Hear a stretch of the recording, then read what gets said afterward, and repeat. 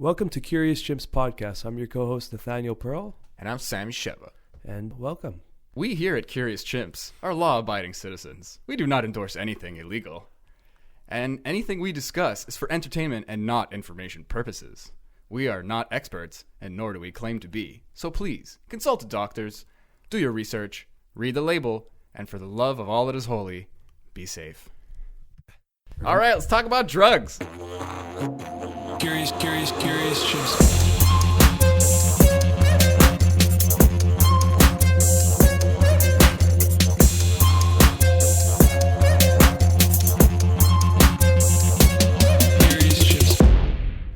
We're all wrapping up. Yes, sir. The tradition is continuing. 3 weeks in a row, man. 3 for 3. Man, today was a good one. Today was soft but strong. I don't remember what I said. Like peaceful but sturdy. Yeah, peaceful but sturdy. There were police. We weren't doing anything illegal. You reminded me. But it was still like impressive for me to just be like, okay, the cops are there. It's fine. They drove by at some point when you were. Oh, they came back. When you were setting up your pipe. Oh, I saw. Yeah. How did you see? I was just like. You just kind of. I opened my eye at the perfect time. They were driving by. I'm like, okay. I remember right before you were gonna blast me, you're like, okay. Like you said something like, forget about the 5-0. And I just wanted to laugh, but I was like, it's like, fuck, man. It's like saying, don't think of a pink elephant, and it's like the first thing that comes to your mind. So the rapé, we spoke about it last podcast, but just a little reminder. It's Amazonian tobacco. It's very sacred to them. It's found in Brazil, Peru, anywhere in South America. A lot of tribes use it. It's pretty much the tobacco is the main ingredient with ashes of different plants and herbs, usually cinnamon. This one, I think it had crushed up snail shells, which is weird. That's just concerning. Yeah. But so this one burns more than usual. It had quite a bit of a burn. Yeah. And it hit me later. Like my nose burns a little now. Yeah, my throat was burning, man. When it came out, you saw. Yeah, all of it in one shot. So for this, you shoot it up the nostril, one each side, and I did you today for the first time. First time, man. It was really nice to get out of doing it to myself, a little bit sadistic. Which I am always. I don't know if I'll ever get over that. Maybe the first time I do it to myself, I'll be like, okay, that was slightly less bad than I thought. But to see you just like into your own nose. Oh boy. And what it does is it grounds you, brings you back to baseline. You know, if you have your mind's clouded with thoughts, anxiety, stress, whatever, it puts you right back into what matters, the presence of that moment, you know. And it really just centers you. Yeah, there's no I've better way to put it. I've never had anyone describe anything like that. It's like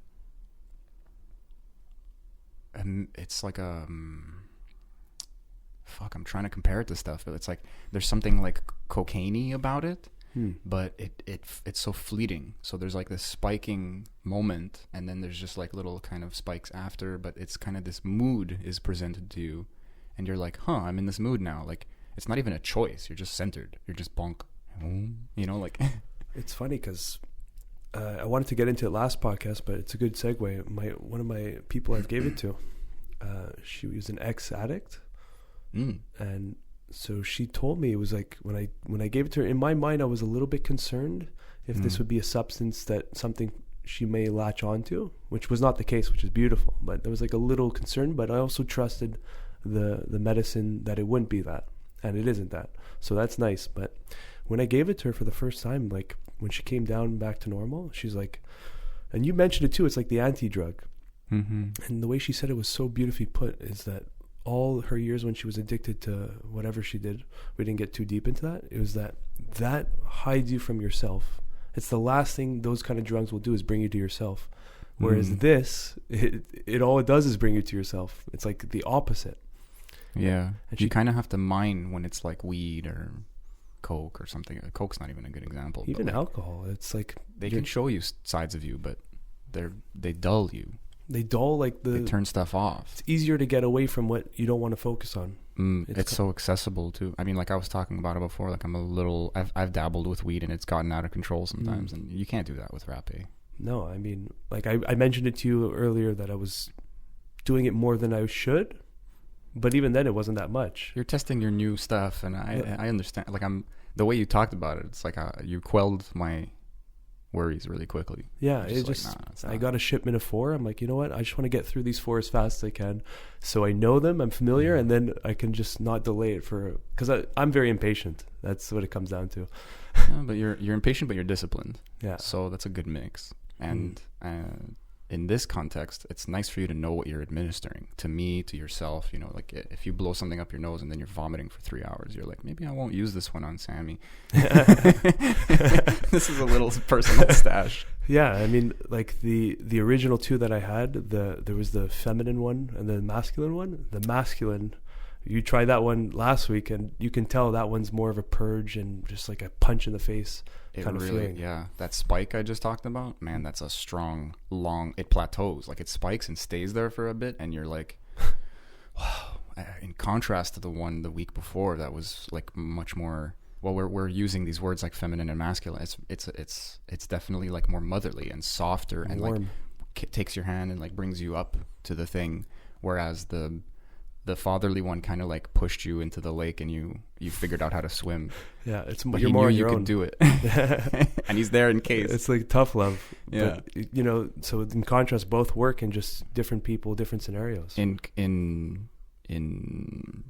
like conjunction, also they work very well. Like parents, literally. Like it was nice to have one and the other, and I don't think the order would have mattered. It was just cool to like feel one and then feel the other, and. Yeah. I would have wanted the other one. Like the first one would have left me wanting the second one a little bit. You know, like just I got the harder touch, I need the softer touch, or vice versa. Okay. And really, for me, for giving it to people, like for you, you've been through it already. You know the process. But for like someone who's brand new, which actually happened last Friday, I administered rapé, and I did a DMT ceremony with a few, 2 people. Well, one of them partake, the other one was more of an observer, and the observer was only smoked 1 spliff in his life. A lot of anxiety, very he's a young kid, but most of us just have those things that just grow inside you, and it just builds up. So he's very anxious. But watching his friend taking the rapé and then eventually the DMT, he was curious, like, what does the rapé do? I told him, look, I'll give you a very small welcoming dose, like don't even have to stress about the size of it. Like it's going to be very light. The blow is going to be extremely soft, just to see how this reacts to you. I'm sorry, I'm laughing. I just realized like you could say that shit to anybody and do whatever you could just do what you want because it's their first time. So you could be like, hey, this is going to be like an easy dose, and then you just blast a fucking ton up their nose, and they're like, okay, that was an easy dose. Like, what's a hard dose? You know, this actually will tie in nicely to our topic today of integration. This is more of the homework and trusting your facilitator, right? Like this. Yeah, that's part of it. Yeah. So he gave me a lot of trust, and I made sure to lay out the foundation in front of him that he doesn't have those things to worry about. Is it too strong? Is it small for him? For big for me? So I showed him what I would take, like with my hand, and I showed him. I poured for what him, and he's like, okay, it's perfect. Yeah, you went down the ladder like visually for him. Yeah, it's big. I mean, for me, it was big. Like I said it on the podcast, but like you going and then me feeling like I kind of like actually wanted to be part of it, and then also even if you hadn't have gone or whatnot, like there were like 20 people who went before me. The confidence, the way they're doing everything, plus it's the whole ceremony. I'm the more time passes, the more I'm trusting these people, the more I'm realizing they really know what they're doing, and I have a foot into this world. I know, I like how I think about like what are we respecting here? What are we cultivating? What are the energies of the situation? And I can see so many times that they're respecting that in ways that I was hoping for, expecting for, a bunch of ways that I wasn't expecting or even like aware of. So it goes a very long way, especially like any time you try something new, there needs to be maybe this little appeal to authority, which usually is referencing a fallacious argument, and you don't want to do that. But humans need each other. We need to trust. Yeah. We need our hand held sometimes, you know, like we're all big kids, and there's parts of us that can just feel like a child. You can even exploit that, and it's called regression. It's like a psychological term or like a hypnosis term. You can make someone kind of feel like a kid again. Sometimes in a simple way, like asking them to draw something and then just like patronizing them, just being like, yeah, it's really good. Oh yeah, I see what you did. It's good color. And like, and they feel like like they're being propped up like by a parent, and then suddenly they're acting very differently because they're in this like kind of kid mode. That's huge. So when I gave it to him, the light dose, everything, what he got out of it, he realized it was very light and he can handle more, which I really liked that point he made. He could handle more. He's like, oh, okay. But his anxiety just flooded away. It was gone. For that moment, it probably came back, but at least now he has a reference point in his mind to go back to his thinking. Instead of being absorbed by his anxiety and thinking that's his identity and that's who he is, he was separated from it, so he can reference back to that and try to cultivate that. Now it's something that's happening to him. Now he feels what it's like to not be in that state. And like, oh shit, I can get out of this. Okay, how do I do this? And then I'm gonna follow up with him to see how he's doing. I haven't yet, but I can imagine maybe this opened up a doorway. He started to meditate or something, just focus back inwards. Even just that hope that you were talking about, like, oh, I can be in a different state. Like it's not often in my life, but I can say I've had some anxiety and depression moments, like deep ones, really like months of like uselessness or panic attacks. Like I've recently dipped my foot in some fun dark side stuff, and I didn't even put two and two together with Rapé. Like it can just take you out of that, even if it's momentary. It's this huge fountain of hope to be like, oh yeah, like I'm a guy going through things. I'm not the things. Yes. So, you know, that realization is huge, right? Yeah.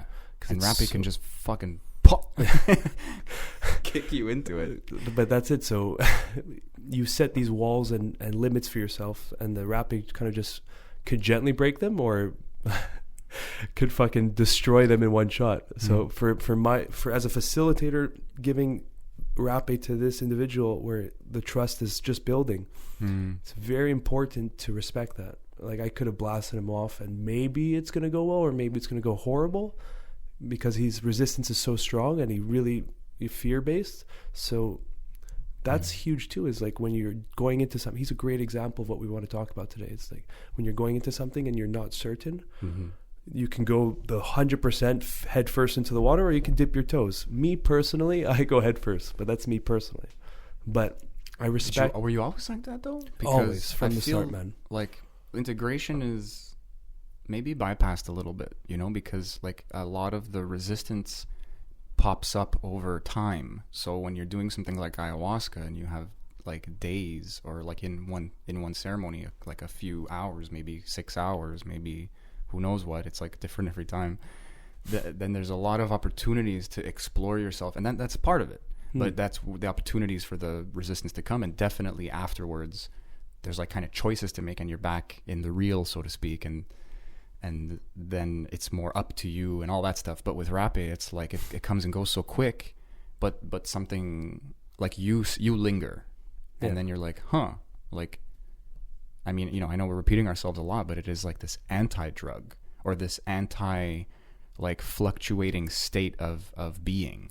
So like I didn't want to do it today because of the fact that we're going to record right after, but I'd love to like get really high. I'd love to smoke a nice fat joint or just take a nice bong rip of like some fucking dank fucking like indica heavy ass weed, and then blast some Rapé and see how they fight. Like it's like putting a humidifier and a dehumidifier in the same room. I'm curious about that. I wish I was more into marijuana, because like I would like to see, maybe that could be something that could, because for me it's very cerebral every time I smoke, and it's just I can't hold it together mentally. My mind is just too fast. I've tried everything. The best is the low THC for me. Like high CBD. I was thinking, like, what if you had a nice sativa, like a day buzz kind of thing, and then you smoked a little bit, but the way you talk about it, you're really not comfortable with it, and it's like it seems just like informed. You're even kind of like when I'm saying like, well, what about this? What about that? And then you go, oh, maybe. If someone's really like if it's like a false resistance sort of, and I want to chip away, then they're just gonna be like, no. Yeah. No. And then I'm like, okay, you can wiggle there. Yeah, you're at 110%. Something's going on here, you know. But for you, I'm almost more convinced, because you're like, yeah, you know what, maybe. And then I go like, oh fuck, maybe he's right. He's like willing to try again, but then it's just gonna go the way you think it's gonna go. Look, I've smoked in the past quite a bit. It's always that lingering feeling that I'm not supposed to be doing this, and I can't explain that. Maybe it's just an association. A lot of people just have a feeling like even to this day, sometimes I'll feel like that's part of the paranoia, the possibility of like different negative emotions. One of them is just kind of like a simple guilt, as like, you know, weed is associated to this and that may or may not be true. It may be like how early you start smoking gives you a certain effect and all this fucking, like, it's very complicated. It's a person to person thing. All I can say is my own experience, and it has nothing to do with your experience, because I've been smoking since I was fucking 15 years old. I had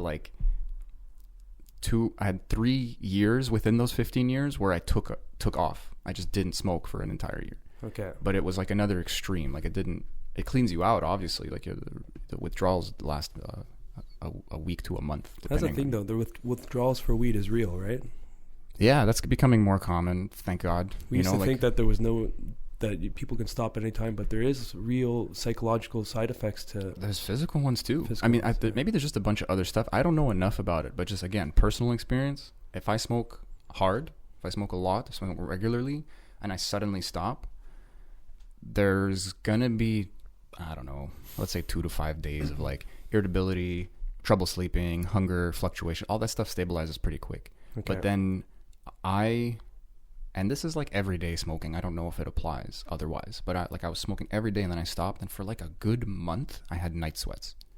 Really? Yeah. And the other times that I've quit since then, I jump in the sauna. I try to detox like faster. It seems to help.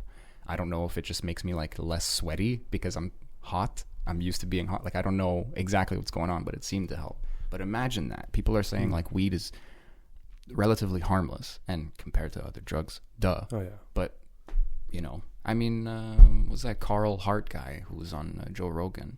And he just did a Carl tour. Hart, yeah, man. He was so fun to listen to, because he seems so down to earth, but he's very intelligent. He's literally a doctor, like you just pointed out. And he's like, yeah, man, weed withdrawal is very real.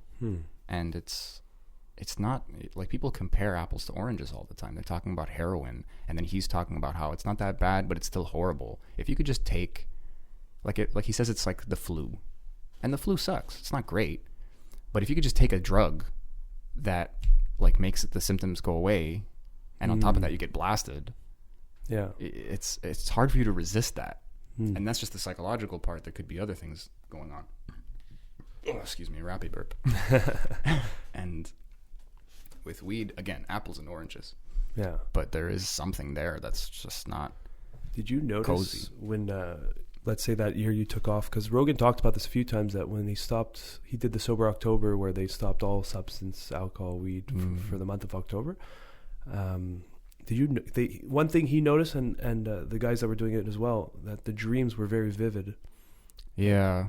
Oh, that's another thing. Like I thought at first it was just like a memory thing, because, you know, I started smoking again. I had like 6 months off, and I started smoking again. It took me like a month to start losing like what were we just talking about? Okay. Like that kind of, like, even if I'm not high, sometimes the next day I'm just like, I'm like foggy, and it creeps up on you, so you don't really notice it until it's too late. Okay. But I don't remember what we were talking about. No, I'm kidding. That's awesome. Okay. You want to dive into the whole subject of today? All right, integration, guys. Yeah. We're not experts in anything, as I was mentioning. Well, you're pretty up there in martial arts, but that's not going to help us here. Maybe it will. Let's not talk about it. Integration is, in our minds, we're talking about like the effects of, like the positive effects of these plant medicines, and how to hold on to them, because they are abrupt. They are the pause button. They are the fucking fast forward and rewind button. Like they're weird things that, and we're not entirely sure what's going on, because they're very messy experiences. Yeah. Some very literally sometimes, and that's why you need that kind of like shaman role. You need someone or a group of people to come in and lift you up with music, or to preamble you with a bunch of like expectations, and not in terms of your experience, but in terms of your control and or lack of control in the situation. And all of that leads to some really cool realizations, and they're beyond words. You know, like I've been sitting with my ayahuasca experience for, what did we say, like 2 months now? It's been about 2 months. Yeah. And I'm and stuff's coming through now. Some deep, profound shit. Wow. And I mean, everybody's different. I think I'm slow to learn, and it's, you know, everybody. Like, the inner world is a very complex and unique to every individual kind of place. We're not gonna go too crazy about that, but just to say, like, some people take a lot of time. Some people it's instant. Some people, they get a hug from the right guru and they're enlightened. Other people take 20 or 200 ayahuasca ceremonies. Or a lifetime. Yeah, and they're not even ready to serve yet or anything like that. Like, it's not their goal, or they don't even know what's going on. I think it's important to eliminate that comparison game. In general. Yeah. Just everybody's on their own fucking rung of the ladder, and the ladder goes up, down, left, right, sideways. Like, there's the win is, I mean, if you want to look at it that way, which I think it's not a horrible thing, and Peterson says it all the time, like he's quoting somebody else too, but it just kind of turned into his quote. But like, don't play the game of comparison. Be better than you were yesterday. Who were you yesterday? One up on that. Don't 7, 10, 100 up, because you're gonna lose that game. Just one up. And some days you'll -1, -2 up, you know. But it's like, you know, we were talking about poker the other day, like the conversation there, and you'll lose. It's inevitable. But if you win in the long run, if you plus in the long run, you have a positive ROI, return on investment. It's your average is in the positive, and it's so easy to get caught up in focusing on the immediate. You know, it's we talk about being lately. Yeah, but you know, we talk about being present in the moment and all that, and it's like that's very important. But also understanding that those present moments, the good and the bad combined, will lead to a higher achievement if you focus on the path, right? So it's like a neutrality. It's like equanimity. It's like, as soon as you pick a black or white side, you're telling a story instead of seeing what's in front of you, because it's always fluctuating. It's always like grayish. You know, it's just funny because when I train my clients in personal training, some days they tell me I come in, I feel like shit. It's a shitty workout. I feel horrible. I'm not even as strong. And I say, I use the stock market as an example, but it's actually very profound. And I show them Apple stock. You can use any of the successful bigs. I know what you're gonna say now. Yeah, I love it. So I go in the graph. I'll show them the 1 week chart, and it's fucking chaotic. You look at the 1 week, I'm staying away from this. Okay. Yeah. Then I extend it to the 1 month. It's still chaotic, but there's a direction. You start saying, okay, it's a little bit higher. Sometimes it's lower. Okay, whatever. I'll extrapolate to 1 year. It's still sometimes chaotic, but it's most of the part it's up. And then I'll say, okay, 10-year mark, mastery, if you want to call it, for every craft you fucking do. And I show the 10-year chart, and for most companies, don't use this on everything because some aren't successful, and that's a reality, but for the successful ones, look at it. The 10-year chart, it almost looks like a straight line. And that's the fucking point I'm making across, is like those moments, your workout's shit, your workout's amazing, great. You worked out. That's all that matters. You fucking showed up. Do that 100 times, 1,000 times, 10,000 times, your graph is going to be up there. You know? Yeah, it's hard to see that far sometimes, and you don't realize what you're cultivating. And I remember I said something like I realized, because I don't get that lesson a lot. I'm really like sucked into the moment, and not very often, not in a good way. Like I'm in my head, let's say, like worrying or ruminating, like all that kind of shit. But it just struck me. I was talking about, like, because I'm making some app with some friends, and I realized, like, we're building something. It takes time, and there's a lot of pitfalls, and maybe just my personality or how humans work, you notice them more than the peaks, and more than the good times, you know? And that trend is hard to miss because you do have to zoom out, you know, the metaphor works really well. And then when I told him, I used the words like we're building something, and it caught his ear, and he went, you know what we're doing? And he walks me through this visual. He goes like, you know those like tiny little Lego pieces, like the smallest Lego piece, like the flat one, and it's like two little the base. Yeah. He goes, we're building the Empire State Building out of that, out of those. Nice. And what happens from that? It's like, stable as fuck. If you do it right. Yeah. That's some Egyptian pyramids shit. But you know what's funny is that reminded me of, it's the same thing as the Jordan Peterson. It's just true. It is said in a different way, but it's like something I heard from the Buddha. Did I say this on the podcast already? But it's like the story of like someone asked him, what's enlightenment? Like, how do you achieve it? What does it look like? Okay. And I'm sure I'm butchering the story, but he described an eagle with a scarf in its mouth, in its beak, and it flies over a mountain, and the scarf like gently touches the top of the mountain. And he says when that mountain is gone, you'll reach enlightenment. When that mountain is gone, you'll reach enlightenment. Yeah, it's like, holy fuck, you know, it's so parallel, because it's like this insurmountable thing is actually surmountable. It just takes time. And maybe the point the Buddha was making, he was also getting into reincarnation, like don't worry about it in this lifetime even, you know, so I don't want to visit the Buddha's intentions, but it's the same idea. It's like you need a smarter guy or a smarter part of yourself to see the blueprint. And yeah, it might change, or the circumstances might change. Like if anyone works in construction, they know that feeling of just like, it's never going to end. Yeah, you just got to adapt. Yeah.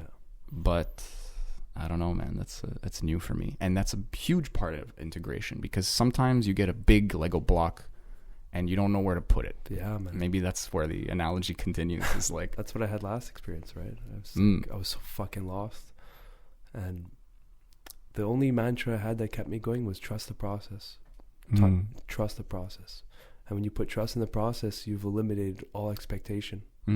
It's funny because I totally see the benefit of that more and more as my life continues, and yet like we're about to talk about conscious integration, you know, like that's maybe the overarching theme, is like you don't have a lot of control over this. There's some very specific moments that you have control over, or very specific things in your life, and you can kind of use those to gain entry into more and more things. Like the tools you use now to understand bigger concepts, those concepts become bigger tools that you can manipulate bigger concepts with. And then you start like machining some really specific or very intricate or just very large changes in your life. But you got to just get there, and you got to point in that direction. You got to know what you're pointing at.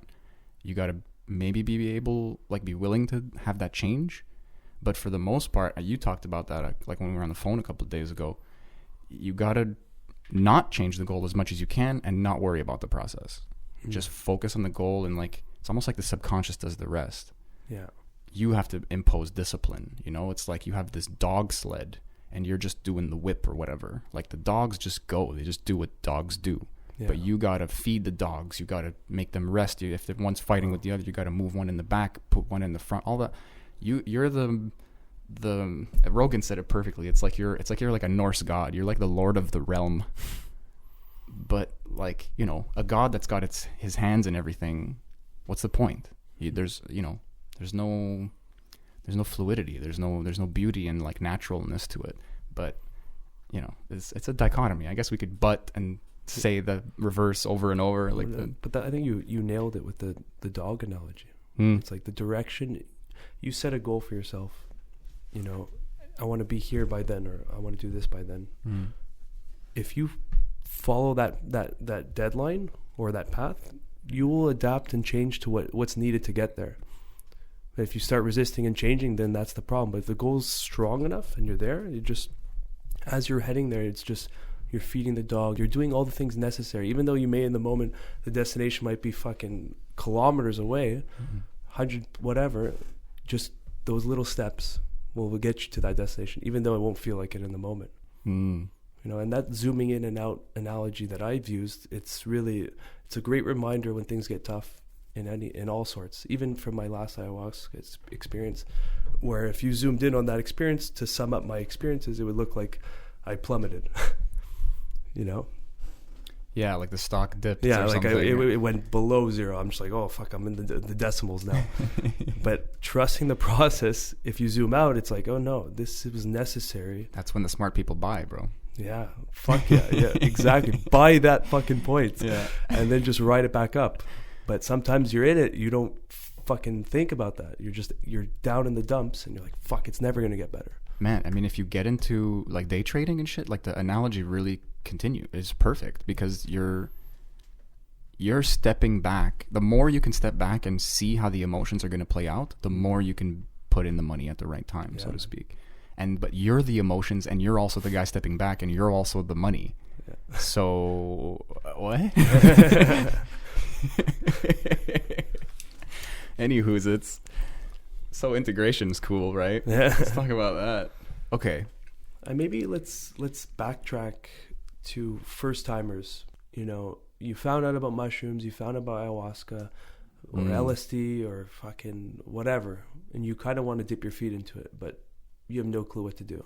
What's the first steps you should do? I remember my time, it was like I did as much reading as I could. I read up on it, the proper dosing. With all of those things you named, like, or I don't know how. No, what, it which started ones with you just I chose mushrooms. Yeah, Mushrooms. Mushrooms, and I started getting a little bit of an itch. I'm like, what is it? Thank God for Rogan. Kind of blew my mind when he had guests like Aubrey Marcus and Graham Hancock, and falling down the Terence McKenna path, where it's just like he combined the perfect combinations of words to just really remove any stress behind these kind of things. And it was great advice, but when you want to dive into something like, we'll use mushrooms as an example, because it seems to be like a good doorway to start opening up into this world. Yeah, I mean, like, I might suggest someone chemically test their LSD at this point, because there's some weird shit floating around. A lot of times you're not even getting LSD. Yeah. And it's like a completely different experience. And so coming to a trusted source as well. Like, I'll just end it on, like, YouTube psyched substances. So I think that's what it's called. It's this guy, he has like a shaved head, he's like a white dude. He's just so intelligent, but he'll talk about, like, his whole YouTube channel is just like how to test drugs, his different experiences. Like, he's a fucking well of information. What's he called? Psyched substances, I think. Psyched substance, something like that. You'll find it for sure. He's really, I think his profile pic is like a sheet of blotters, and it's like Felix the cat. Okay. Images or something. Nice. I don't remember. You might have changed it, but he'll show you how to test stuff. Like, he's an actual scientist. So that can eliminate, knowing that can eliminate your worries in the beginning when you get your substance. And shrooms is like, you kind of don't need to worry about that unless you, like, that's a big point. Visually see mold or something. I don't know. That's a big point, because a lot of people first time, me included, but I see it more questions asked towards me. Like, is it laced with something? Is it this? Is that? Like, the only psychedelic component, well, I'm sure there's more, but it's psilocybin is the psilocin or maybe psilocybin's the name of the magic mushrooms. Yeah. Psilocin's the molecule. I don't remember. Yeah, exactly. Google it, guys. See, we're not experts here. We might have our 10,000 hours with the molecule, but you can't write that shit down. Yeah, that's personal. I can't tell you what the fruit tastes like. So if you have a trusted source, you don't have to worry too much about it, because the effect is the effect. You're not going to, putting in Windex or something, it's not going to change your psychedelic experience. It might fucking taste like shit and do something negative, but for the most part, mushrooms is what it is. If you see mold, like you said, back off. I don't know enough on it. Like, when I learned about how people treat weed, I got really, like, weed conscious. About, like, their different drying and, like, curing techniques, and then they, like, flavor it with stuff. And like, for all I know, there's some fuckery with shrooms too. I don't think so, though, because you could literally legally buy some, like, kit online and just grow this shit in your house. That's my first mushroom dealer. This is years back. I went to his house to pick it up. He just had a kit going, like a fucking bag. I don't even know I didn't go in. I was at the entrance, and the house stunk like mushrooms. Ugh. Like, I'm like, and there's like a towel hanging on the door that's wet to keep the moisture in or something. I don't even know what he was doing. And like I got like a cloud of mushroom that hit me. I'm like, well, okay, this guy is for real. And that's a fun smell. It's not a pleasant one, I'll tell you that. So when you have the mushrooms, I guess the best thing to do is if you're doing it with friends, make sure you're all in the same mindset, right? You're all kind of curious, open. It's no one's forced into it. No one's just doing it because the other one's doing it. It's hard to say no when, like, you might have been like, yeah, let's do it, and you're feeling ready, and then, like, I don't know, your ex-girlfriend's there or something weird, and you're like, there's like a stomach, like, resistance. And maybe just fight through that if it's just like this fear thing. And it's like, you know what? You might reconnect with that person, or you might see them in a new light, or they might see you in a new light. I don't fucking know. A lot of this is trial and error. But if it's like in your head and you're just like, this seems like a bad idea, but you just want to keep going because of, like, social awkwardness, you don't want to back out. Like, just back out. Just there'll be a million other times. Drugs are everywhere, fellas. Like, don't worry about it. But also keep in mind, focusing on your initial decision to say yes. whether it was a month ago, you decided, I'm going to do this. Yeah. And then that moment before, I don't want to do this. Okay. But let's think about why you wanted to do it a month ago versus right before. Is it just completely fear-based? Mm-hmm. Or is it, like you said, that actual resistance, like this doesn't feel right? And it's hard to tell, and you got to make a leap of faith sometimes. Yeah. And that's why informed faith is the best faith. It'll lead to the best leap. You know, like you told me that when we went to do the ceremonies. I remember feeling that resistance come on. You even probably warned me before, and then it became real, and you had to kind of tell me again. And I was like, oh yeah, like this is my mind playing tricks on me. Like I had an intention, I had a reason to try this, and it was a little obscure, maybe abstract, but you know, a little self-talk, and you realize like, hey, I know there's something here. I know that there's positivity here, and it's like huge, and a lot of people I respect are getting a lot of benefits out of this, and that might even be part of why I respect them. You know, so like I don't know, and I just want to try kind of thing. So that's a weird and loose and open intention, and maybe that's the best one for the first times. Maybe integration is something you don't even want to super worry about until you know what's going on. You know the importance of it afterwards. Especially first time, because you don't even know what's going to happen. Yeah, so that first leap of faith might just be really fear-based and really like or like based in fear. I should like really like drenched in fear. Like it's unavoidable. But you're excited. That can be a good integration tool afterwards, because just doing that is already a lesson. You know, you've surpassed your limit. You know, you went into the darkness. How much bravery is for anyone diving into any type of psychedelic? There is a level of bravery that you get, and that, you know, when we do ayahuasca, it's usually we say a word before we take our first sip. I don't remember which ceremony it was, but it was just, there was a lot of new people. It might have been with yours, I don't remember. But when I took my sip before, I said to bravery, because it just felt the group, there was just so much courage involved. Because taking that sip is not easy first time. We've all been there, right? And just that alone is a great lesson to take home. Fuck, I did it. I fucking did it. I fought myself. I didn't want to, and I did it anyway, and look what came out of it. It's almost like I've been avoiding, like it's weird to feel proud. I mean, I guess you want to feel proud for the right things. There's a couple times, one or two, and I just tasted it and I went, no, this is bad. Where I was like, I just kind of dropped the ayahuasca bomb on somebody. I was like, yo, by the way, I did ayahuasca, you know, and I was like, it just felt wrong immediately. The first time kind of slipped through, and I was like, did I need to tell that person? And then I kind of went like, yeah, they're one of the people I wanted to kind of bring into the circle. But then there was another time where I just kind of like, I was like, hey, by the way, like, this is my mood right now, you know, like just kind of like being prissy about it. Like, by the way, guys, did ayahuasca, so like back off, you know, like, whatever. I don't remember the exact situation, but there's a line there where it's an achievement though. There's definitely some bravery there. Like, I mean, like don't break your arm patting yourself on the back, you know, like, but you're part of the ceremony. You're a lot of people, they say like the vine works through you now, you know, like you're another thing that can just in improving your life. You don't have to preach like, hey, everybody drink ayahuasca or whatever, but like there is you're making a conscious effort to make a conscious change through something that will fuck with you on an unconscious level, on many levels.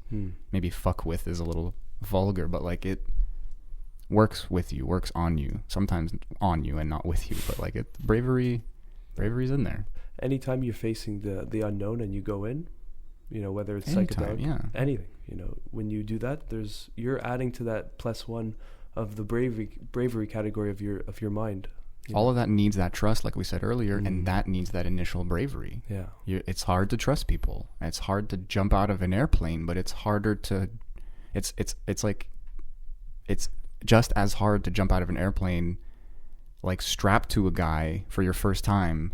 Like you have to trust the guy, and he has to trust the guy who packed the parachute or whatever. And then like if you're doing it alone, eventually you still have to trust the pilot, trust the guy who told you it wasn't like thundering outside today or whatever. Like there's no alone in any of this stuff.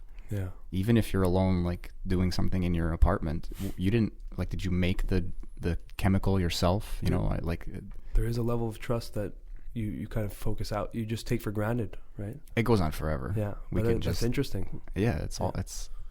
It is interesting. I'm kind of realizing this with you right now. You know, like there's just this overarching, like team building. That's such a simple way to put it. But like there's this community DNA in psychedelics because there's this unknown, and it's like a weird unknown. It's not like I'm traveling to another country. It's like I'm traveling to another dimension. You know, and a lot of it is very self-reflective. Maybe all travel, all trips, all you know. You're just seeing more of you, if you will. Anyway, but so rambles over. That's why, after ceremony of ayahuasca and all this stuff, it's like, from my perspective, doing mushrooms or anything, it needs ceremony behind it. You need some. Doesn't have to be a whole ritual with a shaman or everything, but what it means with that, it needs that respect that you carry towards it. Like you would clear your weekend or whatever you could, a day or two, to just be with that. Oh my god, yeah. I just remember like being a teenager and taking like 6+ grams of like that's way too much. Yeah. Just first of all, and then having work the next day and still being kind of blasted. Yeah, and that and it's like at in your Costco, mind. Like pushing carts or something, and I'm like thinking about my life and like talking to customers and shit. That happened to me. Back in the restaurant business when I was a busser. I did a mushroom trip with my buddies. God, and that's then even worse. we did it late too. We did it around 11 p.m. Finished at like 4 a.m., 5 a.m. And then I had a shift the next day at night. So I go there. It's not so bad, but you're still vibrating. And but like, at least I didn't have to put a face on. You know, I was alone so a odd, lot. man. Yeah. I was looking at everyone who's yelling at me and like, okay, go do this. And I'm looking at them and I'm trying to decipher why are they this angry at this very moment. What caused this anger? I was just breaking Your things feet down. are off the ground a little bit. I was a little bit too observant, you know. I needed that extra day just to internalize more. And every ritual, every before, during, and after, like we broke down the integration ideas, like it morphs a little for the person, for the people in the circle, or if you're doing it alone or whatever. If you've done it a few times, like there's some drugs I wouldn't even recommend doing alone, like unless someone is there, like especially salvia or something like that. Yeah, but which I'm guilty of. Well, you know, you're still here, so I guess it's always better to have someone there. For sure. Yeah. I mean, sometimes it's just there's like a vulnerability that you have to accept, and then when you're done, you're like, wow, I needed that person there. Like you were resisting them being there in the first place, but it was just because like you didn't want to seem weak in front of them or something like that. And then it turns out, and that's just one part of the circle. That's just one part of the rituals like you're talking about. Like one time I bought some shrooms, allegedly. All of this is lies, this is all by the way. Yeah, scene. we're all none of this is real. Anytime we took drugs, we were not in the country. But I bought some shrooms off a friend of mine, and he just like I'm like, yo, put it in my hand, you know, like whatever, like it was a drug deal. Like I still had that kind of, you know, like that the shoulders were up near the ears kind of thing. And he just sits down and goes, you pick it. And I'm right about to ask why, and he goes, I want you to have a relationship with it. Wow. And I just kind of like, my whole world stopped because I was like, fuck, man. I was like not respecting a part of it. And like, you know, we could get into a lot of aspects of what I just said, but long story short, you know, like I was blindly just like, okay, give me the thing. And then the trip was more important than anything. The experience, like I was already done the experience in my mind and trying to get the benefits or something. Whereas it's like, no, man, this is like moment on moment happenings. And I'm here with a guy who is like providing this for me. And I know the guy, and he's like honest and cool enough to be like, hey man, like this is a spiritual journey that you're about to take. Why don't you like take it from the pile and put it in your bag? And like, nice. There's this little extra, like I did this, I chose this. And maybe even on some crazy energetic, spiritual, magical, astral level, I'm picking the thing I need to pick, the right dosage, the right molecules, or whatever the fuck, I don't know. But that's nice. That starts the process of conscious decision. Yeah, what am I not doing? I mean, I don't want to freak out about like missing a step either, because like, you know, chill the fuck out, whatever. It's like even when I go to ceremony now, I have a specific sweater I wear now. You saw it from Thailand. I called it your drug rug. Yeah. Wear it for ceremony. Why? Because it feels right to me. That's all it is. It's just I've added another step of ritual to show to myself that I'm thinking things through consciously before I enter this space. You know, it's not on an impulse. It's not on rush. There's a lot of thought behind it now. And I come in with a specific pillow. And this pillow is hilarious because when I first ceremony I went, my mom, I didn't tell her what I was doing, and I went over to the house because she said she had something for me. So I go, I visit, and she gave me this pillow. She's like, here, don't use the pillows at the hotel you're going. Use this pillow. I'm like, thanks, Mom. And that pillow was like the most necessary item I ever needed during my purge. I was puking and squeezing that pillow, but it was like my sense of home. Yeah, I remember you telling me about it. And sense of home, it's not a word you've used yet, but it's like just one more layer of bricks to make me understand. Like you had something, maybe not necessarily a person, but something was grounding you. You know, just a little something, because you peek in and out through the veil depending on whatever substance you took, and it's nice to have something familiar. Yeah. To just be like, just you kind of come to and you're gripping like a childhood pillow or anything. And that's why in the Amazon, like their tribal ceremonies, the shamans and the facilitators are all wearing like leaves and skulls and different bones and like they're decorated.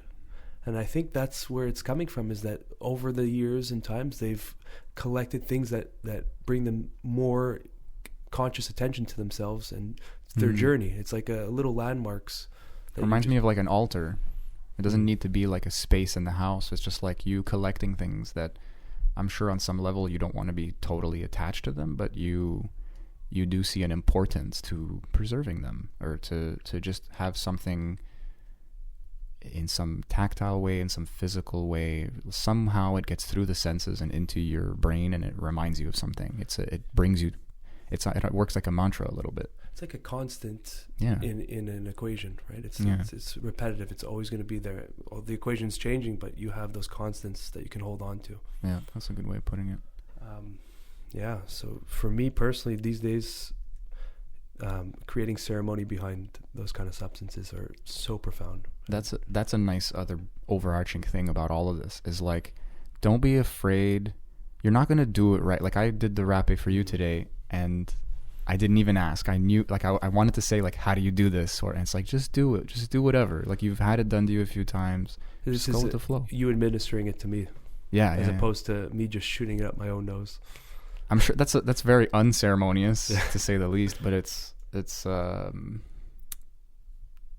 mean, there's less worry about, like, what are you giving yourself in that moment. I think, like, all of this, it'll just come with experience. Yeah. But sometimes experience is like being dehydrated at the wrong time, or like, honestly, one time I was on shrooms with some friends, almost got hit by a car. All three of us, like, just walked into a street. Okay. We're talking, we're distracted.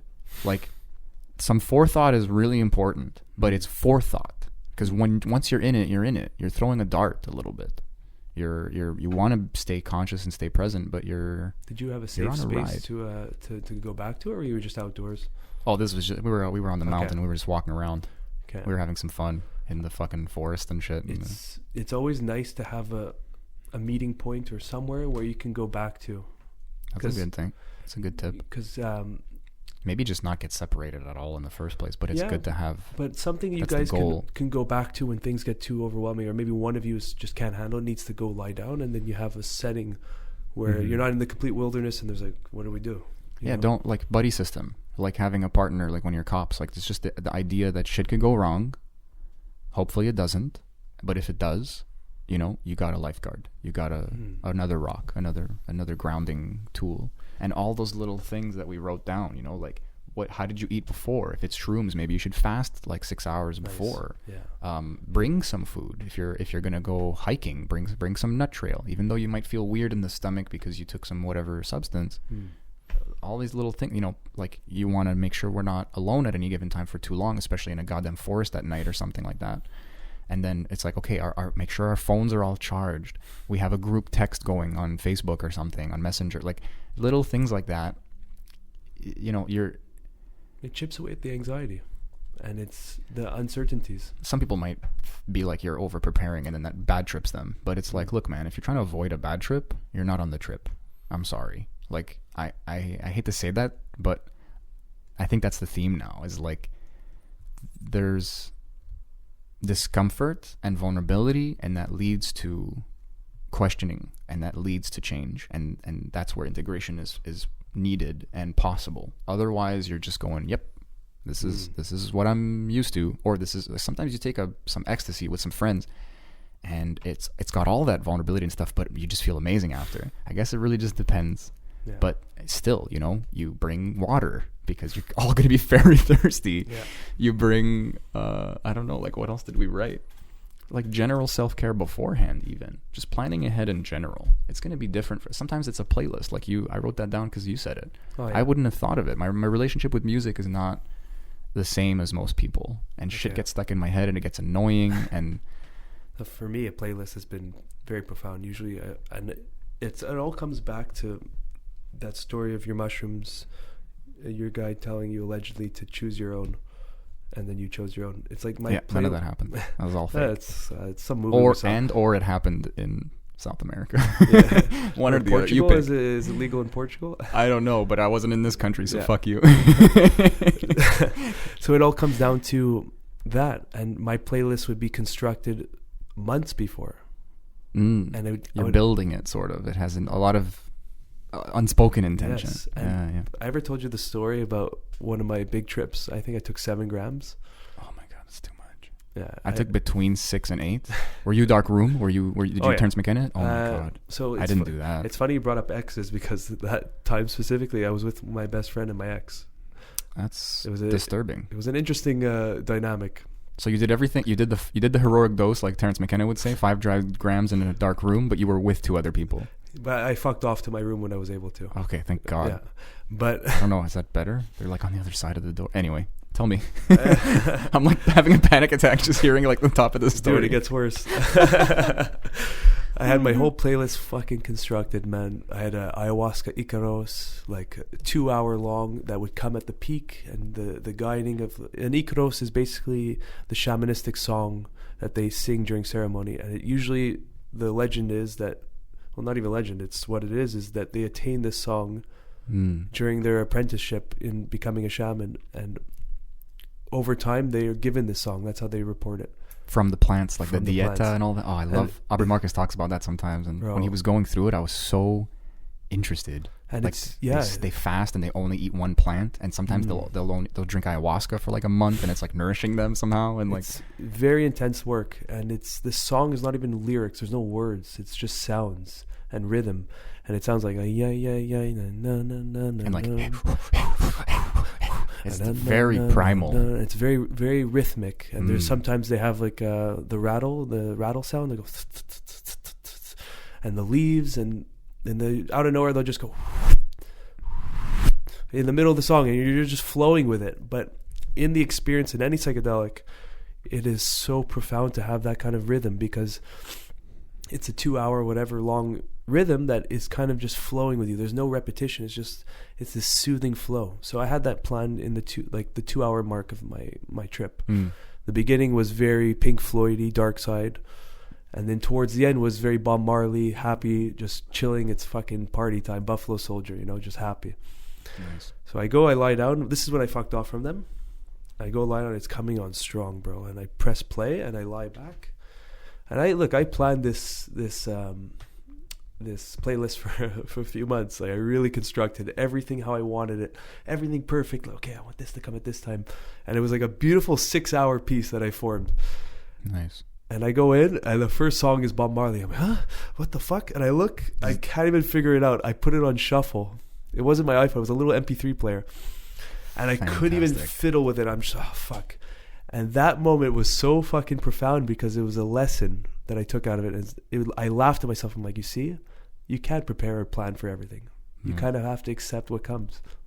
And I'm like, at least it was an easier pill to swallow. Also, it's like, I'm sure at the time you were like jostled by it, but then you're just like, oh no, I had all these this whole my plan, not my plan. I needed that. But that was a deep lesson, and that small thing here applies to everything. It's like a small little like truth punch, You take it was that a jab. Yeah, it was a nice jab. There could be some haymakers, like almost getting hit by a car or getting hit by a car. You don't want to fucking. Yeah, you don't. No one needs that. You don't need like a Francis Ngannou head uppercut. And you're on shrooms the whole time. So that was a lesson that I got out of it. I laughed at myself, and that's part of acceptance during these experiences is that was a tool that I've attained from my years of psychedelics. If that was my first time, I might have panicked a little bit more, and then you could categorize that as a bad trip. But a bad trip is really your resistance to what's happening and not holding on to acceptance of what's happening, and you're kind of fighting it. Yeah. So that's huge to add that in, is just knowing that whatever happens, it's all good, you know, and it's going to be fine. You're going to come back to baseline afterwards. Surrendering and acceptance is like tools that you'll attain right off the bat when you take these substances, because you realize you're not in the control seat. That's kind of the power of them, is that like you're in many ways you're safe, and in many ways you're just being like dragged through the mud, or like dragged up into the sky and dragged down again, and like you learn a lot about yourself, because you want to go back to the clouds, and then you're in the mud, and then you go, oh, maybe the mud can be like the clouds, and you start having epiphanies, and sometimes you just on a ride and you're in the washing machine. You don't know what's going on, and then you get out and you're just like happy to be back, and there's some gratitude there, and there's these levels of change that you can't even perceive sometimes, but you went through something, and it was not easy or not normal, and it showed you something. It showed you a new part of yourself. Any new experience will do that for you, but if you're like, receptive to it, right? That's kind of my point, is that like you can definitely get a lot more out of any experience if you're receptive to it, but that just kind of comes with time, and maybe it might even be individual, like to the experience. You know, like the first time you go skydiving, you know what the fuck's going on. The 10th time you're pulling your own string, and you're really enjoying the fall for the first time, let's say, you know, and that might be very similar with things like ayahuasca or shrooms or LSD 100%. or something. But 100%. Then shrooms might be a bad example, even though it does make its rounds, but like some of these things just are naturally not party drugs, and some of them are, you know. If you're partying with some friends, LSD, ecstasy, they might be a little more fun. Yeah, that's a big point to make, you know. You take these substances, you have to put them in a different category box. Yeah, you know, and you can't trust us. You have to just kind of go and see what happens. And I mean, like, who's gonna go and find LSD and be like, I'm gonna take this for the first time? Like, some friend's gonna be like, bro, you want some drugs? And then you're gonna try it out for the first time, and it's gonna be at some party, and your friend's like on like a lot of Special K or some weird drug you've never heard of, and he's driving, and you're having like a real bad trip or something. Like, you know, like, who knows? Like, just ingredients, variables, who the fuck knows? That reminds me of I went to a dinner party. I just got my LSD for the first time. I never tried it before. I'm like, you know what? I don't want to drink tonight. I'm not in the mood to drink. I'll go to the dinner party with a little kick of LSD. I'll take an eighth of a tab or a fourth of a tab. I took it, and I'm on the phone with my buddy. I'm like, I don't feel shit. I was just being impatient. I have experience with this is like pretty recent. This I would say 3 years ago. And I've had my rounds with the mushrooms and stuff. Never ayahuasca at that point. And I'm like, you know what? Fuck it. I'll just take the whole tab. What's gonna happen? Pop the whole tab. You fool. And this is a beautiful example of set and setting. Okay, my mindset was not there. You know, I was just like, fuck, I just wanted just a little kick. Like, there's no intention behind that. My setting was completely off. A dinner party with a bunch of people who are sober in a very wild and busy environment. We were at the Keg, you know, in the Old Port. It's like very, just like very going and happening. Cacophonous social nonsense arena, and you're in a vulnerable psychedelic state. And apparently, allegedly the dealer was a chemist, and it's a trusted source. So apparently, it's a very high grade, which I was later to find out. Long story short, I was at dinner, and it hit full on, and I'm just observing the whole world deconstructing, and I'm watching everyone. And thank God for my previous experiences that I was able to talk myself through, quote unquote, a bad trip, because I still, we'll get into this in another podcast, but I don't believe in bad trips, and we can unpack that bag. And I love semantics. We'll get into that. Yes. So in senses to understand more, it could have been a bad trip. Okay. It could have been really, really fucking dark and scary, because I was really not in a mindset to have a conversation with people. And I'm sitting there, and I was almost in a meditation. I was just smiling at everyone.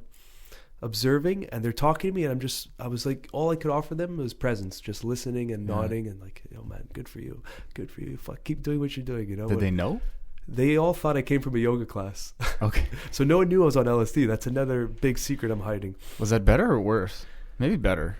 Better, but the little chatter in my mind was like, fuck, don't look Do stupid. they know? Yeah. Should I tell them? Yeah. No, they know. Like, So the waiter comes and takes everyone's order, and he asked me, what do you want? I'm fucking, food is the last thing on my mind.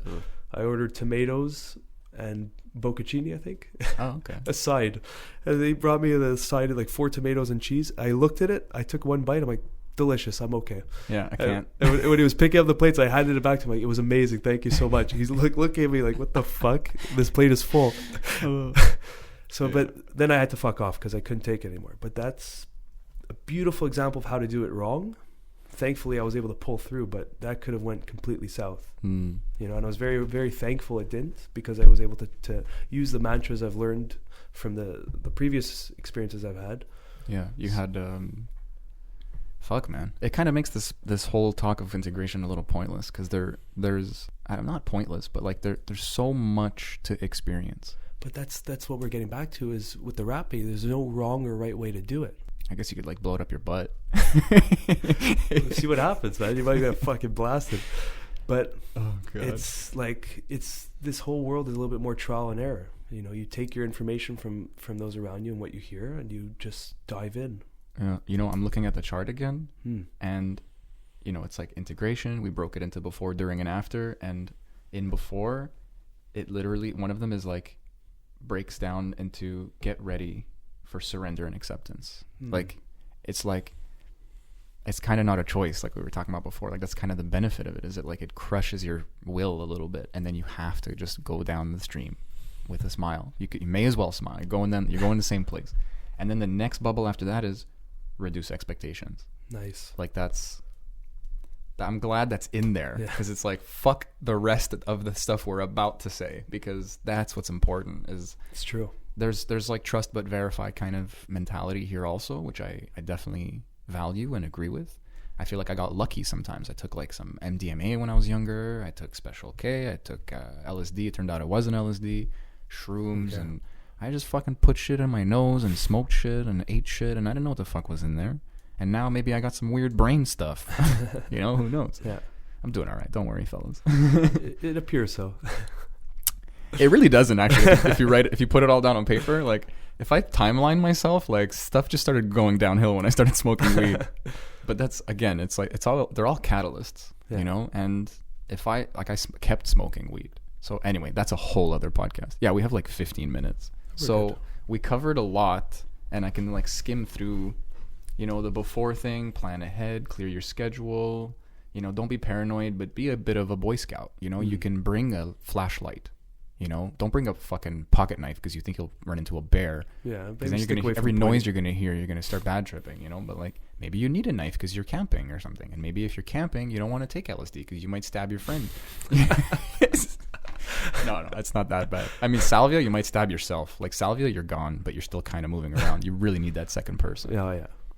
Playlist, all that stuff you said. Food also, like bring some food. How did you eat before? Maybe you should fast. It all depends on what you're taking. It's really all the small little details covered that you don't have to think about during the trip. Exactly. It's a perfect way. Like just plan ahead is like the perfect just title to that. Everything. Whether it's a fucking comfortable clothes too, you know? And all that really does come with experience. There's some stuff you can think of because you can kind of treat it like we call it a trip for a reason. Think about like you're going camping. What's the equivalent of like your tent and your fire starter and your what food are you bringing and all that jazz. If you're going outdoors, bring bug repellent because last thing you want is to be bitten alive as you're tripping balls. You know? I've been there, done that. It wasn't fun. Don't confuse it with your mouth spray. I've been there. That wasn't fun. But that's it, man. A lot of this is trial and error. We're just trying to simplify it for the newbie to jump in, make their experience a little easier. But you know, you're gonna find your things. Yeah. You know, you're gonna miss something, add something, and you'll make your own list. You know, that's true. A lot that like the during breakdown of integration as opposed to before. Like before is pretty much saying during is out of your control a little bit. You know, so we did find some things, but it is all before. Actually, it's like, you know, remember to breathe, laugh even, you know, like the first bubble is trust, surrender, acceptance. Like you prepared, you have intention, all that stuff is the preamble. Now you're in the conversation, and you know, your mantra could help you, and you have to think beforehand. I would love to get on like Mathieu or someone who's a facilitator to talk about dealing with someone who has serious trust issues. Yeah. And like these terms we're throwing out, like trust, accept, surrender, might not be the case for someone who's been deeply hurt or has deep resistance, that trust to them is like the biggest thing. I'm somewhere in there. I'm definitely not like a horrible case, but like I can, if I'm unconscious about it, I'm not really trusting. And I feel like those words are uncorruptible in a sense. So for someone to be like, hey, like go into this with trust and acceptance, surrender is like a good example, actually. Trust and acceptance might not have that flavor, but surrender has a bit of ugh to it. But it's definitely good in the long run. It's just that there's like a speed bump, there's like a hill you climb over, and then you can kind of go down the slide, so to speak. I'm curious. But it would be, I'd love to ask somebody what their take on it, because they've seen it all. So someone with a lot of baggage going into the trip, what kind of tools they can use, maybe. I mean, when you're in it, but there must be something that can resonate a little bit more with them that a facilitator can offer to help them get over that hump, right? I mean, they do a lot of this too. It's not necessarily, I think it is related to integration, because they're screening people, so to speak. You know, they want to know, like, what are your expectations here? What are your intentions here? And what's your background in like a health way, in your physical and mental health?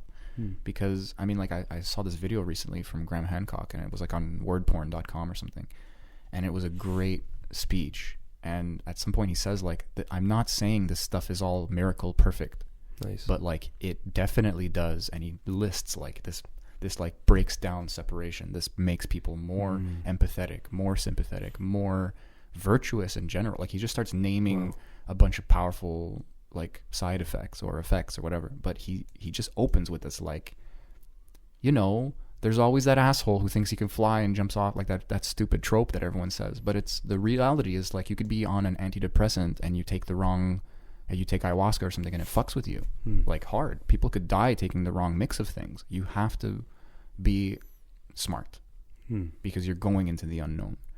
The personal unknown, there's a whole lot we've talked about already, but the physical reality of it needs to be addressed, just so that there isn't some dumb. It's like going somewhere like camping and you didn't bring toilet paper. Like, you're just being naive. Yeah. You know, like. Well, that's it. Even for ayahuasca, for the physical prep, there's usually a diet that you do beforehand, and that kind of. I tried to follow it, and it definitely helped. Yeah, because what it does is it's, first of all, chemically it allows the because what's happening is the breakdown of the ayahuasca, the DMT, can be blocked from all the shit you have in your body, right? So the dieta kind of cleanses everything out, so the system's working a little bit easier and smoother. So then when you do take the MAO inhibitor, it's not a bad reaction internal. You know, my last ceremony, I didn't follow the dieta at all, and I purged for it. I've always assumed that's what causes you to vomit more, is like the MAO inhibitor. Like, your stomach is literally being turned upside down so that you can like drink something that normally would just be turned off by your stomach chemistry. So you're just like flipping your stomach chemistry for hours, days maybe. You know, it's interesting. The first ceremony I went to, I did the dieta for about 2 weeks prior, and I was super receptive to the medicine, and I still purged like crazy. I don't even know what came out. Can't win, man. Ayahuasca's just going to give you what you need. Motherfucker, I love those stories, man. Like, the first time I took it and I did all 3 drinks and I had some crazy experiences, and I was like trying to sit upright the whole time and like have this kind of like austerity in my posture and like stay strong. And then the second time, I feel like I'm through the ringer, like through the rung, or like like I'm being like, you know, like when you rung a fucking, I don't know the words in English anymore. Like I'm through. I'm getting squished. I'm getting pummeled. And I just go, okay, the first one was enough. 6 hours, man. That one drink. I didn't need the other 2. Like I just went like, oh, okay. Ayahuasca had something to tell me, and Wow. I couldn't escape at this point, kind of thing. And it was gentler. I feel like, I mean, this is just personally speaking, but like, I just feel like I needed to take that decision on an ego level, to be like, you don't need to drink these just because you're here. Okay. You know, like you're here. You did a lot. You know, pat yourself on the back. Nice. Feel that, like, that bravery you feel for everyone else. Give that to yourself, like we talked about earlier. Yes. And I'm not used to patting myself on the back, so that was nice. That was a nice little change like of direction. You telling yourself you got you, bro, kind of thing. Yeah, it's like you did good. Like, hey, kudos, bro. Like, be your own like proud dad, and just be like, hey, man, fucking nice job. Which we rarely ever do, eh? It's just that, like, that's... We're taught how to talk to ourselves, and a lot of people are pissed off, and we also remember the bad more easily and all that jazz. It's a whole thing. Right. But anyway, yeah, so long story short, ayahuasca will do whatever the fuck it wants to you. But within a boundary, I feel very safe taking that stuff again. Nice. I feel very, like, because shrooms is a download, man. And if you take 3 grams or more, that dose is pretty universal for humans. It's pretty safe to assume. You know, you take 1 or 2 grams, you'll get a little stimulated. You take 3 or more, you're getting visual, you're getting the download. You go past 5, you're seeing stuff. You're gone, maybe. Like, you're, especially if you're in that dark room and it's silent. You are talking to things. Things are talking to you, and they're like, bro, let's go and see this part of your life, or let's go, hey, are you thinking about this? Oh, let's go explore that. Like, it's so much more like cogent, and it's crazy. It's fucking downloaded. It's perfect. Yeah. There's still that with ayahuasca, but I find ayahuasca limited. is more introspective, whereas mushrooms, you're kind of getting information from There's everything. something centered about it. Yeah, exactly. Like, shrooms, it's like, forget about you, bro. Yeah, it's There's just stuff everywhere. And I feel like when I'm thinking of me, or I try to place myself, like, ego-wise, I'm trying to, like, kind of, I get a handle on it. It just starts showing me all these examples of ego, and it's like, even that's not fancy, you know, like, you're just oh, you're using this tool, I'm gonna give you 1,000 examples of how that exists in the universe, and you're just like That's why for mushrooms, I like to be more in a country style setting up north where there's trees and away from the busy energy of a city, just because I can't imagine absorbing that energy into that experience. Might be way too much. But it is opening, very, like, physically it's very opening, and it's nice to microdose with shrooms. It's powerful as fuck. I've tried. It's incredible. Because at the low dose, it gives you that warmth feeling and releases the anxiety and stress at a very subtle level. You know, there's no visuals. It's just very subtle. Yeah.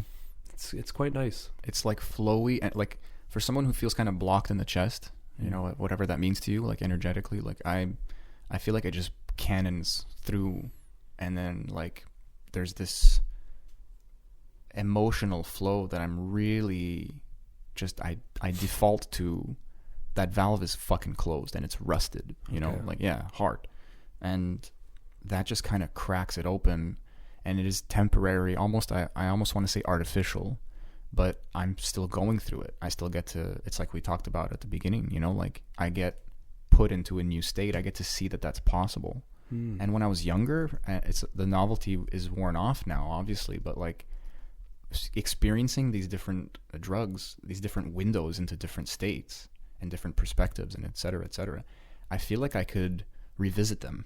Like, the door was there, I just didn't know it was there, and then the drug just, like, throws me through the door, and now I know the door's there.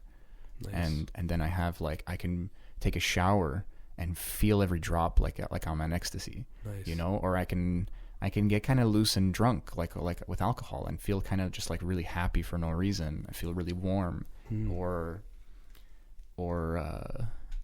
just feel a little, like, attentive in a loose way, like with weed. Special K is a bad example. I have no grip on that stuff. But it's like an anesthetic. Okay. And it's like if you take enough, you'll get zonked, but it's trippy as fuck. It's not just like you're out. Is that from the cactus? Is that? I don't know. Ketamine is. All I know is that it's used as, like, an animal tranquilizer. Okay. And now I feel really bad for, like, cats and horses and shit, because they are fucking getting shot through a cannon. Wow. There's this thing called a K-hole. I've experienced it once. there's back and forth on what a K-hole is, because some people just think it's like you taking K, like becoming addicted, sort of. I doubt that's even possible. I've met one guy who like binged on K, and I don't. He's not human. I don't understand. I just don't. It's like if you binged on rape or ayahuasca or something. It's like, who are you? Yeah. Who wants that? Like, I don't understand. It's destructive. I really would love to fucking pick that guy's brain, but for me, what I experienced was taking a little too much, and then I got, like, I was out of body. I was really out of body, but I was conscious, and I was like, I was in the eternity swirl. Wow. You know, I don't know what else to call it. Okay. So that's damn. I have no grip on that. I have no point of reference. Are we done? Are we out? Almost. I only got like 2 minutes. Anything else we can touch on? I think. The after. We didn't even talk. That's the most important part. I wrote some fucking profound shit that we're not going to really be able to dissect much. You know what? We don't even need to. We can dive into in the next podcast. Just like. Maybe. Yeah, I mean, if you're. They speak for themselves, though. I mean, like continue the energy was a big one for me. You know, it's like, don't be afraid to feel good. Nice. Don't be afraid to go like, oh, I took a thing and it worked. You know, like my situation's not so serious that like an external variable can't help me. Nice. That's big. Yeah. And then continue the self-care. Go do some yoga. Maybe eat differently. Maybe something arise that you need to change your diet and just, pay attention, because when you're in that vulnerable state, you're more honest to yourself. Mm-hmm. And it's like the things that you've told yourself in that state is like the purest form of truth that you're giving to yourself. You won't apply all of it, because we're humans. We resort back to old patterns and conditioning, but try to take what stood around. Perhaps for me, in my first ayahuasca experience, was you need to change your diet right now. Yeah. And when I got back, I cut out red meat. I went plant-based. I had like minimal protein for 4 months just to clean out my system, and then I introduced it back in. And that's what was taken from that, and it was needed.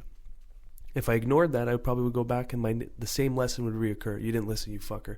We're going to purge, You're going to purge. Exactly. Well, for it being my first time, and my first time like really integrating this like profound experience, I feel like, like let's say, for example, like I had the idea to stop smoking weed. I was like, you don't really need this anymore. I'm kind of getting that message. But a clear message was also like, do what you want though. And then just use this power of observation that you have now, this like clear space in your mind to see why you're smoking. Nice. So part of me is thinking, okay, I had the choice now to stop, and maybe I should have, but that would have been a kind of artificial. Whereas now I've been exploring, why is it I'm smoking? What's going on? And the why, that third person view, and really kind of being honest. I think all of this after integration is honesty. Nice. Actually being honest. And exactly. I found a profound lesson, and like I said, it took like 2 months, but I got thrown back into unconsciousness in some ways, but I had this tether now where I just felt safe to explore, and I went back to my old ways, so quote unquote, like so to speak. Not even so to speak. I 100% went back to my old ways, but still able to observe it. Yeah, and I wish there would be just like a more profound and instant change. But the truth is, I needed to revisit the things that needed changing with this new perspective. Nice. So there's a really natural delay there. It's needed. Whereas I could just quit and it won't stick, because I don't really know why I'm quitting. I just think I need to. Looking into the mechanism behind it. Yeah. And that's all honesty, because there's no book. It's you. It's what's going on with you. Nice. I know we're out of time. I don't know what else to bring up. Yeah, solitude, silence, stay space. safe. Be fucking safe. Yeah. Explore with curiosity, but precaution. Don't preach was one you said. Don't internalize it before you advertise it. Yeah, that's a big one. Not everyone's prepared, and not everyone's open to this or ready for this. So fuck off. Do your thing. Shine the work of what this stuff can do for you by your actions. You know, if you did a mushroom chip and all of a sudden you want to start meditating more, and you do it, and you're a calmer person and better to be around, show people. Yeah. Be it. Yeah. Don't just say they need this. If they need it, it'll resonate and they'll want it. And that's, you're doing your experience the most service, because you're integrating it and you're getting to live that better life. And now people are seeing it because it's consistent in you. And and someone who's close enough might be like, even not close enough, but they just have this like, hey, why are you like this now? What's going on? And you're like, oh, you know what? I have a constant meditation practice for the past few months. And you know what? That idea was like born of a mushroom trip. Beautiful. You just blew their mind right off the fucking lid. Amazing. Want to ohm it out? Let's do some loud ones. Let's wake the baby up.